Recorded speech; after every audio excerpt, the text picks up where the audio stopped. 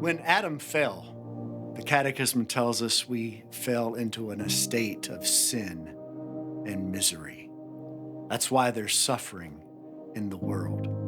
But one of our passages this week in Ephesians 2 goes beyond just describing misery. In Ephesians 2, we're told that because of sin, we are dead in our trespasses and sins. That is a horrific statement. I'm sure many of us have been to funerals or memorial services. In some of those services, there has been a casket, and in some of those, there's even been an open casket. There's something very eerie about seeing the body of one who has passed on. If this doesn't sound too eerie, what I'd like you to imagine is someone shouting at that corpse. Someone trying to get a response from that corpse.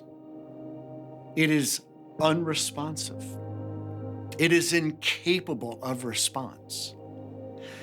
The Bible actually says because of sin, spiritually, every human being born into this world is incapable of a response to trust Christ.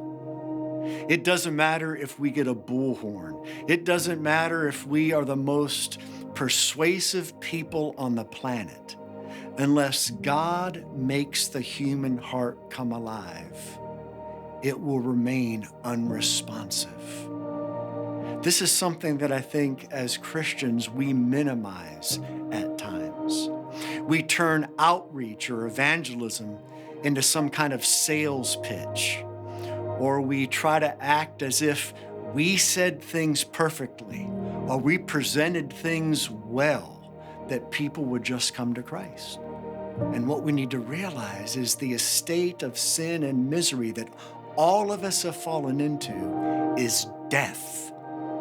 If you've ever seen a show where someone gets out those electric paddles to re-stimulate the heart has stopped, and those paddles shock it with electricity so the heart beats again. Every human being spiritually has a stopped heart. It's dead. And the Holy Spirit alone can make that heart come alive. So the next time you're thinking about sharing your faith, or even inviting someone to watch online or to come to church, remember, we can only do that in desperate dependence of the power of the Holy Spirit. And even as Christians, that residual of death is still within us. And so it ought to make us desperate for grace as we cry out for God by His Spirit to open our eyes to His truth and to respond.